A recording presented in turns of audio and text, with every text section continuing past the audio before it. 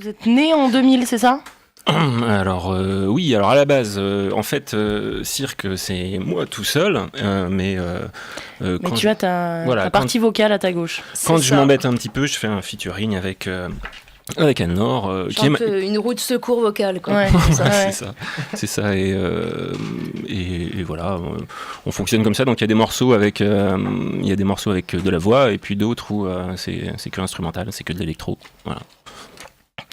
Ok, est-ce que tu as un instrument électronique particulier ? Un ordinateur, voilà, un séquenceur, beaucoup de plugins, voilà, beaucoup d'effets. Mais par contre, toutes les chansons que je compose, elles viennent d'un instrument. Hein. À la base, je gratouille, ou je fais un petit coup de clavier, ou je fredonne.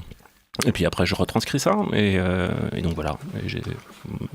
Mais c'est finalement aussi comme ça qu'on a commencé, parce qu'on est frères et sœurs. Oh ouais, on l'avait remarqué, bien sûr. Et donc, moi, j'aimerais bien avoir une famille d'artistes, c'est marrant. Bisous à ma famille. Bisous à ta famille. Merci. Et enfin bon, voilà, quand même, gratouiller et chantonner, c'est des trucs qu'on a fait depuis qu'on est gamin, quoi.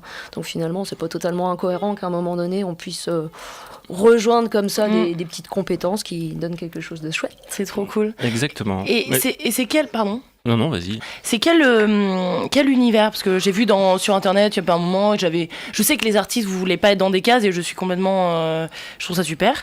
Mais il y a quand même un peu une notion d'électronica. Potentiellement. Oui. Est-ce que tu peux décrire ce que c'est l'électronica pour... je sais pas, c'est de l'électronique déjà. Et voilà. Non, l'électronica, c'est tout ce qui est électronique, mais qui est pas. Qui est dans zéro case.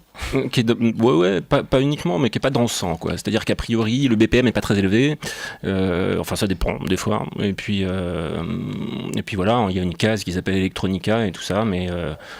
Effectivement, je l'aime pas, il faut pas mettre dedans. Hein. Et oui, c'est pour ça on pète les cases dans tous les domaines, que ce soit la musique, les entreprises, tout ça, on explose tout. Où est-ce que votre musique nous emmène ? Alors, elle nous emmène... au vent. Ouais, au vent, puis dans un univers... En fait, moi, l'idée quand même derrière cirque... alors déjà, si ça s'appelle cirque aussi, c'est parce que c'est un joyeux bazar, c'est-à-dire qu'il peut y avoir... il y a une connexion avec HHH. De ce point de vue-là, oui, c'est clair. Là, c'est un joyeux bazar, c'est-à-dire que des fois, c'est rythmé, des fois, c'est des sons agressifs, des fois, c'est des sons doux, des fois, il y a de la voix, des fois, il n'y en a pas. Ça exprime tes tourments psychologiques ? Non, ça exprime pas mes tourments psychologiques.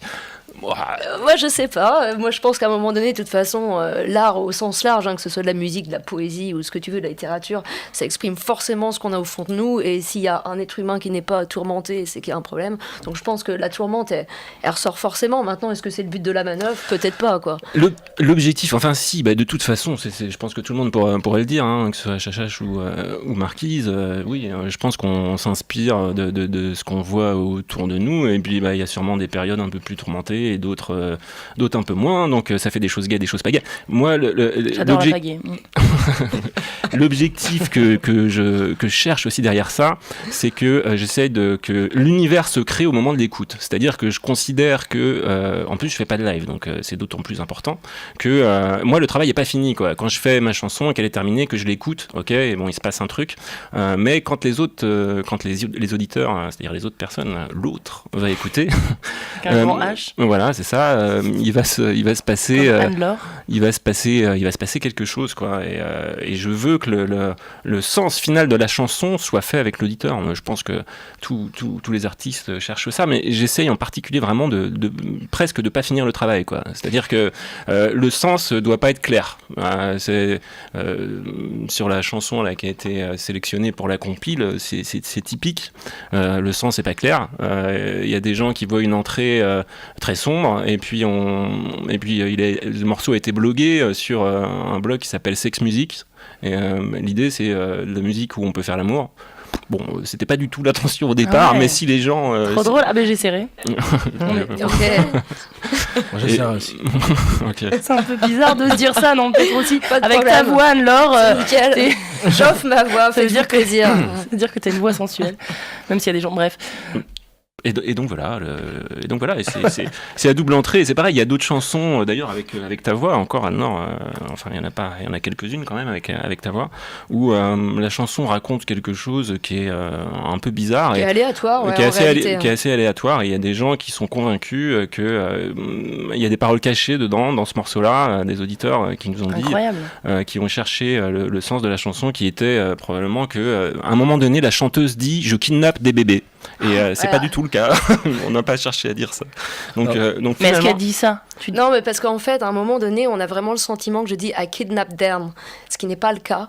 Mais c'est marrant. Et en fait, tu dis quoi en vérité? En réalité, là, sur le moment, je m'en souviens même plus, pour être très honnête. Par contre, ce qui est marrant, c'est. Mais je pense justement, vu qu'on. Dans Cirque, on essaie de chercher un univers justement au moment de l'écoute. Finalement, ce que les gens entendent, c'est quoi que ce soit, c'est très bien, c'est une interprétation qui est libre. Et moi, je trouve quand même, justement, étant la partie vocale et donc pas dans la création, on va dire, de la musique, au sens propre, je trouve que ça nous emmène dans le rêve. Pour moi, c'est très onirique, la musique de Cirque. Et donc, du coup, de pouvoir se faire une interprétation libre, c'est totalement cohérent avec le domaine du rêve. Donc, je trouve c'est très bien qu'on puisse ne pas forcément comprendre les paroles. Moi, je trouve ça nickel. Et est-ce que vous êtes curieux quand même, justement, parce que là, vous avez des retours d'auditeurs via des blogs ou via les gens qui vous disent après, mais est-ce que vous êtes curieux, comme vous dites que vous faites pas de live, de voir la réaction potentiellement des gens en live? Tu vois s'ils dansent, s'ils ferment les yeux, s'ils sourient, s'ils pleurent. Est-ce que vous aimeriez vivre ça? Ce qui est sûr, c'est que c'est pas nécessairement sur le dansant, comme le disait François, c'est pas un BPM qui est élevé. Donc, ça pourrait être clairement intéressant de voir une réaction sur un public live. Maintenant, est-ce que c'est vraiment le but de cette musique? À la base, dans le projet, c'était pas le but, mais je commençais à y penser. Mais je pense que ça se ferait vraiment avec des images, genre du VJing, parce que ça s'y prête. Et puis justement, ça rajouterait une dose de complication dans l'interprétation de la chanson. Moi, ça me dit bien, parce que je fais des émissions de radio aussi en extérieur, et à chaque fois, j'invite un artiste. Donc, on peut programmer ça, si ça vous dit. Allez. Ok. Ouais. Très bien, on fera ça. Est-ce que vous avez une belle histoire à nous raconter, une anecdote? Pas comme ça. Pas comme ça, non, mais tout à l'heure, vu que la question a été posée à Chachache, j'ai réfléchi à la question. Ouais. Et si, mais alors ça concerne pas forcément Cirque. Vas-y, parle-nous du monde. Eh bien, ça concerne, parce que je joue de la basse dans un groupe qui est nantais aussi d'ailleurs, qui s'appelle Fresh Body Shop, mais qui aujourd'hui est un peu en inactivité. Et on a fait un concert dans une salle à Nancy qui s'appelle l'Air Libre, qui est une salle assez connue, je sais pas si. Et moi, je fais rarement de concerts, et donc là, il y avait tout un groupe. C'était un festival. Il y avait plusieurs groupes, et on s'est tous retrouvés ensuite. Il y avait des groupes d'Europe, un peu de tout, des Français, du Pays-Bas, etc., etc. On s'est tous retrouvés ensuite dans un hôtel, et tout le monde a beaucoup bu, et ça devenait exactement, ça devenait un peu n'importe quoi, et le lendemain, comme au concert d'Achacha. C'est quoi la chute? Petites anecdotes de tout. La chute, c'est que le lendemain, en fait, il fallait pas être le dernier groupe à partir de l'hôtel, parce que c'était les maîtres d'hôtel voilà. Voilà, ils cherchaient un client, ils cherchaient un bouc émissaire. Exactement, ils cherchaient un bouc émissaire, et donc on a couru très très vite. Vous avez géré quoi. Voilà, pour repartir dans le train, mais voilà. Ok, très bien. Est-ce que vous pouvez nous faire le teaser de votre chanson, du coup sélectionnée pour potentiellement la compilation Plaît-il, qui s'appelle Fistful of Light? Je pense que si on devait en faire le teaser... Comment tu traduis déjà Fistful of Light en fait? Une poignée de lumière. Ah, on a eu de la musique en même temps. Tu vois ça, c'est la lumière qui arrive, tu vois, c'est la poignée de lumière qui arrive dans les ondes. Le teasing, c'est que si on a envie de se retrouver dans une ambiance qui peut paraître dark au premier abord, ça va vite nous emmener vers quelque chose de effectivement sensuel. Moi, j'ai quand même envie de le dire comme ça. Et donc, c'est toujours intéressant, un peu de sensualité dans cette vie quand même, un peu de douceur, un peu de charnel, un peu de corporel. Donc.